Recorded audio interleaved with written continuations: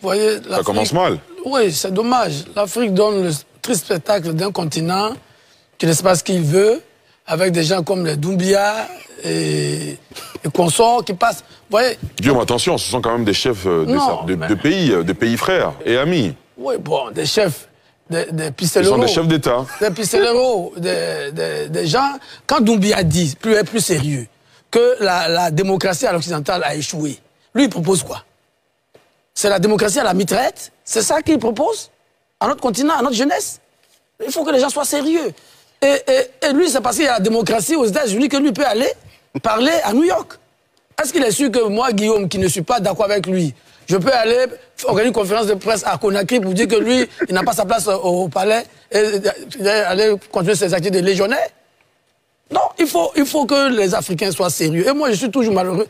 Et alors, j'ai des amis, chaque fois qu'il y a un coup d'État, ils m'appellent. Oui, mais Guillaume, tu as notre ami dans tel pays. Tu as notre ami dans tel pays. Je leur dis, vous savez, vous jouez avec, mais c'est triste. C'est dommage. Les autres parties du monde évoluent.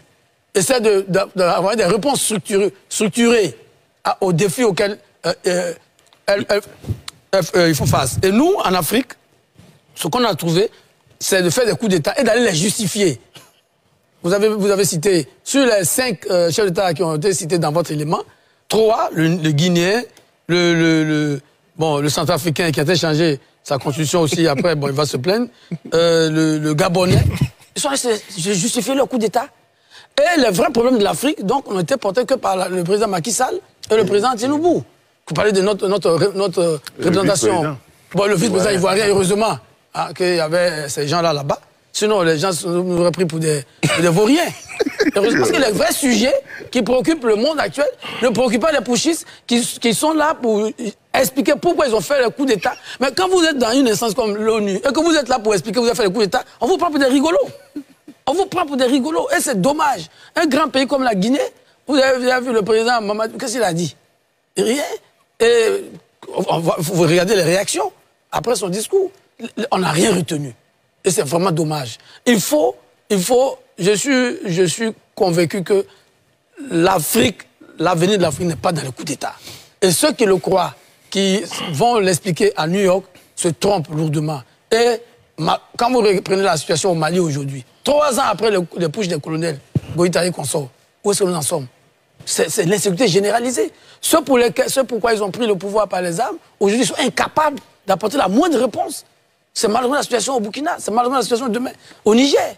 Donc, l'Afrique, bravo au vice-président Meïlé, bravo au président Tinubu, bravo au président Macky Sall qui nous ont évité le naufrage collectif, la honte à l'ONU. Professeur Dion? Alors, 2 séquences. La première, c'est la diatribe contre la démocratie occidentale imposée selon Doumbia. La deuxième, c'est la dénonciation. Je crois que c'est un ministre togolais.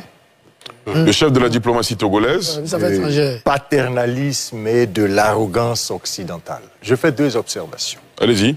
Je prends en compte tout ce que Guillaume a dit. J'ai posté sur mon mur une pensée qui a beaucoup bousculé les jeunes Africains. J'ai dit que nous sommes parents aux féticheurs, mais nous ne sommes pas parents aux médicaments. On est parents aux médecins, mais quand notre médecin, qui est notre parent, dit de prendre des médicaments le matin, à midi et le soir, on respecte la posologie si on veut guérir. De quoi accuse-t-on la démocratie occidentale? Sont-ils sûrs qu'ils ont appliqué véritablement et réellement les principes de la démocratie dans nos pays en Afrique pour aller dire aujourd'hui que cette démocratie, non seulement imposée, a échoué et c'est ce qui légitime aujourd'hui tous les coups d'État qui sont en train d'être faits en Afrique? Si vous refusez de prendre vos médicaments, qu'est-ce que le médecin peut faire?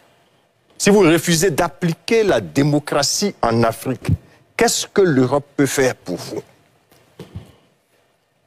On vous respecte quand vous vous respectez. L'Occident va nous respecter quand nous allons respecter nos peuples et nos lois. Le blanc ne vous respecte pas si vous ne vous respectez pas vous-même.